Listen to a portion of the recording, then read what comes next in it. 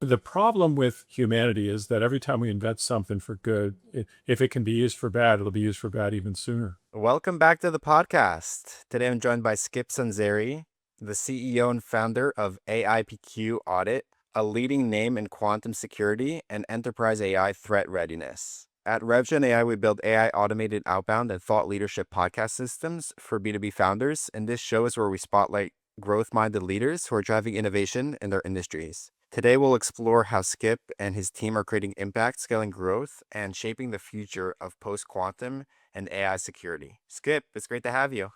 Yeah, thanks. Happy to be here, Meir. Yeah, thank you. Of course. So let's jump in. Can you just share a bit about how AIPQ started and really what inspired you to focus on quantum and AI threat readiness? Sure.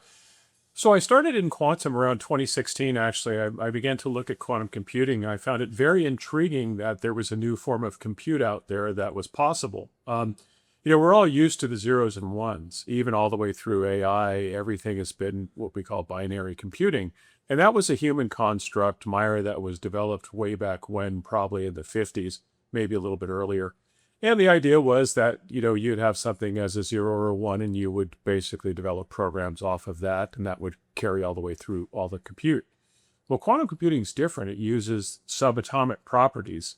And these properties are very intriguing. Things like entanglement, interference, superposition. We'll go into more of those later. But needless to say, this form of compute actually uses the real physics of the universe. And it has tremendous potential. And the potential really is to handle multivariate problems. So think of problems with a lot of variables. The hardest problems we've not been able to solve for humanity, and largely because the binary form of compute is not good at high variable problems. It just takes more and more compute. And the reason quantum can be successful at that is because quantum actually expands exponentially. So when you think of variables and the more you add, if you can expand exponentially against those variables, in other words, being able to add compute where, let's say you add a processor, it doubles the power. It doesn't just add one more processor. So think in terms of if you have a data center and you have 50 processors, in a regular data center, if you add one more processor, you have 51. So your power went up, basically 1/50th. But in a quantum computer, if you have 50 processors, you add another processor, you just doubled it. So it's actually, let's say, 2 to the 51st, then 2 to the 52nd, then 2 to the 53rd. Exponential increases can keep up with high variables. So when you think of things like weather prediction or genomics, material science and chemistry, financial optimization, and of course, AI, these are all problems with a ton of variables. And as quantum computers are being developed and becoming more powerful, they'll hit that exponential point where they'll be able to handle these high variable problems. So anyway, I saw all that and I was so intrigued by it. It just grabbed me. I listened to a podcast from Microsoft back in I think it was 2016, 2017. And I listened to it 4 times. I just couldn't get enough of it. And so what I decided to do was I launched a company in 2018 called QSecure. And I founded that company with a couple other co-founders. And the idea was quantum security, because the fact was that while this quantum computer can be so powerful for good things, like the types of applications I mentioned, it also will crack the encryption in the internet. All of the encryption that we use today across the whole internet globally is based on a problem that can be solved by quantum computers. And so this is a big, big problem. In fact, just in recent days, Meir, this past week alone, the Bitcoin community is getting a little bit frightened of what quantum computers can do to break into that, not directly into the blockchain, but rather breaking other things like ECDSA and some security around it. And so security became job one, because enterprise is and government's going to need 5 to 10 years to completely change out all their cryptography. And so we launched QSecure. It's the leading cryptography company right now for the migration to post-quantum in the world. And then on top of that, I launched a new company called AI PQ Audit, which is designed to help enterprise load all their assets in to understand the risk up front against quantum and AI. So you can't really fix what you don't know. You have to load all of your software, all your systems, all your data, load it into a system, have it prioritize for you what's going to get hit first, then start the upgrade process on your major assets. So anyway, that's what led all the way up to it. But safe to say I've been in quantum now for 6-7 years and really enjoying it. And And it's getting even more intriguing as we go. Yeah, for sure. And thank you for that backstory. And you're right. I mean, the first time I heard about quantum computing, I was fascinated about the potential. And it seems like we're in this day and age now where everything is becoming the sci-fi is becoming real in some in good ways and in bad ways. And like you said, sometimes it also it can really introduce some big risks, which is where having somebody like you who's aware of those risks and can mitigate them is important. So I'm really curious, how is AI PQ audit standing out right now in front of enterprise clients who are worried about the short-term risks of AI, but also looking at longer-term risks of quantum computers and the security risks that may lead to? Yeah, great question. So one of the things on the way to upgrading and figuring out how to migrate to what we call post-quantum cybersecurity, and this really is a new form of algorithm that is designed to at least stall. I'm not going to say stop quantum computers, because I think quantum computers at scale are going to be very, very good and very, very bad, if you follow me. Just like AI, right? We're seeing all the AI attacks. It didn't take hackers any time to figure out how to use AI to hack, right? It was almost faster than we could use it for applications. Same thing is happening with quantum. The people are lining up and storing data, stealing and storing data, so that when they get quantum computers, they can break through. But anyway, so the idea is that you have to be able to look at your assets and prioritize what to fix first. And it's very complex. Cryptography in the enterprise comes in many different forms. It comes within software, within systems. Sometimes it's applied from third parties. Sometimes it's applied for cloud-based stuff.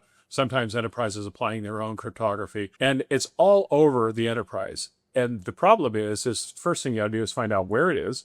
So that second thing you do is, once you know where it is and you want to, let's say, protect against both quantum and AI, then you got to prioritize and say, okay, what are the major assets, the most important crown jewels I need to protect? Where are the greatest vulnerabilities? It's a sliding scale. Like, you could have very important data, right? And you say, okay, that's a high priority, but it may be pretty well protected, so maybe it's not so high. Or you might have data that is pretty important, but it's not protected at all. So you got to change your priority to fix that first. So what AI PQ Audit does is it provides a complete studio, a complete platform where any enterprise can take all of their data, they can load it in. It doesn't touch the enterprise. I've specifically made a decision not to go into the enterprise, not to reach in because of the compliance factors and the rest of it, but they could take their files, upload them, get reports.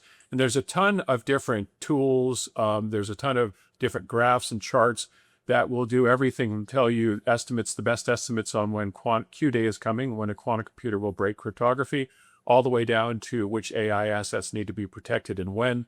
And there are plenty of really performance mechanisms and also dashboards that enterprise can use that tie into a lot of systems where they can get a real picture of, all right, at least I now know what to do. Then once they know what to do, they can find the vendors to do it, or they can do it themselves.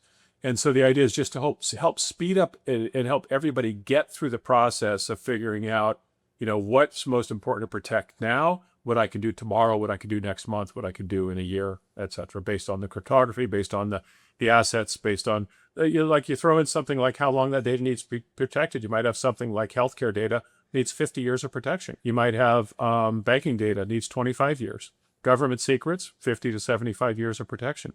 And so these are the types of things you think about when you use a system like that. Yeah, again, I'm so fascinated, and I really would just love to understand more as somebody who's so inside and deep in on the cutting edge of this technology. Really, what you think we're headed towards in terms of like the near term shifts that we'll see in our technology, as well as in society as a whole from this technology. What timeline do you think we're looking at when it comes to this becoming a reality? And then also, what are the biggest shifts or trends that you expect and like we should really have our eye on, and maybe even enterprises should be really focused on how to start figuring out their solutions around this emerging technology of quantum computing? Yeah, it's there's two sides to the coin. There's the quantum side and the AI side, and both are equally as dangerous. The AI side is here right now, and this is a real problem. The internet has given us amazing things, Meir. It's given us the ability to do wonderful and crazy good things. But it also means, and this is something that I really like the audience to get their heads around, is any keyboard anywhere in the world can reach any other device in the world. Okay, so think about the power of that. Because of that connectivity, we have, some of the most productive and maybe in some arguments, some of the best things going on in the world right now. But also, that means that any hacker can access any single device, and whether it's an IoT device, a system, any servers, any cloud-based systems, it doesn't matter because of that internet. So it's the price we pay for that convenience and all of the greatness that the internet brings to us. But when you add AI in now, you're adding in the ability to build out instant attacks. And this past week, they now have discovered that people are using AI so powerfully that an individual, think about again that person in that keyboard somewhere in the world, can do a nation state level attack with AI. Figure that out. I mean, think about that for a second. That was never the case before. Before, you needed massive amounts of resources and people, and you would put, thousands, if you're a nation state, you put thousands of people on a task to go try to hack into something. Now an individual can do it. So the problem with humanity is that every time we invent something for good, if it can be used for bad, it'll be used for bad even sooner. And this is the issue, right, with all the hacking. On the quantum side, it's exactly the same, but it's harder to do because quantum computers are much, they're just not as available as AI is, because really for quantum computers, you have to use one of the big systems, right? You have to use a system built by one of the providers, because you can't really build your own quantum system. No hacker can do that. You really need nation state money to build one. So if you're going to build a quantum computer on your own, you'll need, hundreds of millions, maybe billions of dollars to do it. So it's a different sort of attack, but it is worse in some ways, because once that internet encryption is broken, not only can you break into and listen to any data, right, that's traveling anywhere, because you can decrypt it. So you think of something like satellite data. Okay, so satellite data that's traveling to satellites. Right now, Meir, you could for $500, you could buy devices where you could store all the satellite data you could listen to, because it's just open air. It's flying around the air. Same thing if you went out and sat outside somebody's building and listened to their Wi-Fi. You could store it all. The difference is you can't necessarily decrypt it because it's got encryption. But if you think about storing that data and waiting for a quantum computer when you can decrypt it, then you go back and now you've got the real keys to the kingdom. And this is part of the problem with quantum today, when people say, well, I can wait to upgrade, or I can get to that next year or in a couple of years, or quantum computers won't be ready until 2030 to hack. That could be true. But what's even more true is that if they steal your data today, then they're just going to decrypt what they stole today. So that's the idea, is that if that data, for instance, let's go back to that banking data, 25 years of protection. Well, if they steal it today and we have a quantum computer in 5 years, they've got 20 years of life of that data where they can use it against you. And so it's going to be pretty catastrophic when it happens. So I think they're really starting to wake up now and starting to move, because they're seeing that this attack vector is becoming real. An AI PQ audit right on our homepage, if people want to go there, by the way, it's aipqaudit.com. Right on the homepage, I have a quantum countdown clock. And on that clock, it starts at RSA 2048, which is the kind of the gold standard to break, but that's the security that protects the internet. But you can try the other ones too. But essentially, it gives us about 6 years before a quantum computer will break through. And that's based on 4 AI engine analysis. So I use the top 4 engines: ChatGPT, Claude, of course, from Anthropic, Gemini, and Grok. And I tasked them every week with going out and reviewing all the data they can find on research reports on quantum advancements, on articles that are written, on everything they can find, and then they reanalyze every week, and they try to put a new projection up there, and it has a countdown clock. So if it's 6 years away, according to the best 4 AI engines, I trust that more than I do any single PhD. I get beat up a lot on LinkedIn because people say, well, how do you know this, and why are you saying? So it's not me. I'm not saying it myself. I'm just posting what 4 advanced engines have thought about this problem deeply, and this is what they say. Now, I don't care if you don't believe it or not. It's not up to, it doesn't matter to any of us. What matters is, are you getting ready, and is your data going to be protected? And the sooner that you migrate to post-quantum and you get these new algorithms in, they're better algorithms anyway. I mean, it's more protective anyway. So it's a good start against all of this before we get too far down the line. And, everyone's data is going to get stolen. I hear all the time, well, no, we are, how many sites have you been to, Meir, where they say, oh, yeah, your data's secure here? Really? Really?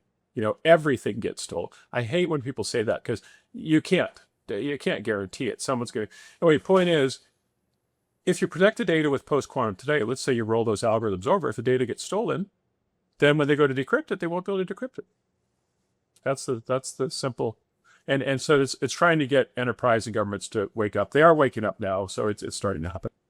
Yeah, yeah, for sure. I think a lot of times people they don't want to think about these big problems because I mean it inherently brings up fear. And the things that you're saying are very real. And whether it happens in 5 years or 10 years, it's going to happen eventually. I think you did a very good job of explaining about how risky it is to not be prepared. I'm really curious though about analyzing and discussing a different part of AI PQ audit. How are you translating all this expertise and also just kind of like the market needing to adapt to and needing this type of infrastructure that you're providing into real pipeline for yourself? Like what's your marketing strategy and what's working best for you in terms of like client acquisition around these specific services? Sure. Well, it's marketing has gotten harder largely. I mean, back in the early days, you could use things like email or even earlier use things like the telephone. Now, it's more. I think marketing these days is basically, in my opinion, in one of the strongest forms is building out great content, getting it out to networks where people can review it, building your brand that way, and then having them make inquiries. So primarily, I've done a lot of LinkedIn work. I post all the time on LinkedIn. And what I'm trying to do is post real content. So less salesy, less this is AI PQ audit, this is what we do. You should try it out. That's not it. What I do is I find interesting articles on quantum or on AI or on breaches. And then what I do is I write about those articles and I write angles of, okay, well, this is a problem. This is what you should do. And by the way, AI PQ audit has some solutions here. And that's at the bottom and at the end. So idea is you got to feed with good, solid content, and let people, read that and hopefully enjoy it, hopefully gather something from it, and then find a small pitch at the end. Yeah, let them, and I always try to keep it very tacit and low level. So the idea is you're not trying to, because otherwise I think with your audience, if you have, my network's about 16,000 on LinkedIn, if you're always just pitching junk, and all they see is pitches, they tune you out. So you've got to offer up good, solid, thoughtful content. AI helps with that because you can have AI draft a nice article for you and you can go in and edit it down, which I do. So it does speed the process, which makes more content available or it makes it easier to do. But that's really the main technique we use now. And then we have we're doing some direct marketing on LinkedIn where we'll send out direct notes to people where we will say one-on-one, this is it. Come and try our beta. Give it a shot. See if it helps, and if it helps, great. We can look at a subscription. If it doesn't help, then no worries. But yeah, that's primarily most of it. And then attending some trade shows, doing a lot of podcasts like these. We will be doing some webinars coming up. We just haven't started those yet. But those are kind of the ways. I think marketing is more these days of brand building, getting the word out, getting in front of people so they understand that. Number one, you're offering something interesting to them. Therefore, there's some trust being built that you may know what you're talking about. And then from there, you can open some doors and people will say, yeah, let me give your thing a try because I've seen I've been following you and watching what you're doing. So it is sort of at that level at this point. We're not putting a ton of money on marketing right now. What we're really trying to do is just figure out, where the market is and how ready they are. And the good news is, every enterprise in the world and every government agency is going to have to upgrade. The upgrade has to happen. So this will be by the way, this will be a $1 trillion record. It'll be the largest computer upgrade cycle in history. So bigger than Y2K and the rest of it. Fascinating. Yeah, I agree in terms of how we look at marketing as well. A lot of times people are stuck in the past and they're just trying to do marketing in the same old traditional way that doesn't really work anymore. But really what does work is building trust with the market and educating the market, actually bringing value. So this is the same way that we approach our marketing. And I agree with you there. I like to ask this question sometimes because I get really creative answers. If you had a magic wand, what's one thing that you change right now in your own business to be able to make your own growth easier or faster or just reach your goals in a better way? I think really, Meyer, it's about getting audience. It's about getting the mind share. We'd all, because the product is either going to resonate or not. But usually the hardest part is getting the mind share where people will take the time and have the time to really look at it. Because right now everybody's deluged, right? I mean, especially with vibe coding and the rest of it now. I mean, there's applications left, right, sideways. And so when you look at folks in enterprise, they have zero time to review things, and so this is where the trust has to happen over time. But the magic wand would be that we could magically get, say, 1,000 enterprise folks that would give the mind share to it, and not only give us feedback and say, yes, this is valuable, this isn't valuable, or change that, or your pricing's right or wrong. You'd just like to know where you stand so you know what would work. And they have the keys to the kingdom. They know. The problem is you need to get the mind share to be able to hear from them, so they do know. So right? It's just unlocking. It's like a secret where there's. I always think there's an optimization for marketing out there where there's a certain set of messages based on your whatever product or service is that has to get to a certain set of people at the right time, so that they will take the time to review it and will get you the optimal outcome. But that's a complex process, right? I mean, that would be ideal to have the magic wand that would say, okay, I know exactly what these 100 enterprises need. It's this exact feature set at this exact price, and they need to hear about it at this exact time and get it to them but these days advertising and marketing is just, I mean, how many times have you bought that car and then you see the same car ad for 2 years and you go, guys, I already bought that car. I don't want to see that ad anymore. I just bought that thing. I don't need to see the ad. But that's the spam, spray and pray type marketing that exists. If they had a brain, they'd know I already bought the car. They should be selling me like add-ons, like, hey, do you need how about some really cool, floor mats for the car that you bought? But instead it's just, oh yeah, here's the Mazda. Are you interested? No, I'm not. Guys, I don't need two Mazdas at the same brand new at the same time. So anyway, you see the idea. Yeah. No, I hear you. And yeah, I think that that's a good magic wand wish is like, it's because that's exactly the shift that we're seeing, like from marketing of just trying to spray and pray to really like honing down and getting even smarter with your targeting, with your signals, with when you're reaching out, with the right offer at the right time, at the right price point. Yeah, I think being able to get that data faster, sooner, and better is definitely something that we're working on as well. I mean, you mentioned vibe coding. Like what we're doing today is completely different from what we've been doing even a couple of months ago. So just the way things have been progressing. And especially what you're looking at, with quantum computing, I think it's just going to get faster and faster. I question sometimes if we'll be able to keep up and what the future will look like, but it's definitely got some exciting things stored for us. But yeah, Skip, thank you for sharing everything you have with us here today. I know you mentioned your website earlier, but for any listeners who want to reach out to you personally, where's the best place for them to find you? Sure. Yeah, they can go to the website and there's plenty of contact information there, but they can also send me an email to Skip, SKIP, at AI PQ Audit. I'd be happy to respond. So yeah, we're looking for any feedback on the site, any thoughts and whatever what people they'd like to discuss. We'd be happy to discuss with them. Amazing. Thank you so much, Skip. Meyer, thanks so much. Yeah, thank you.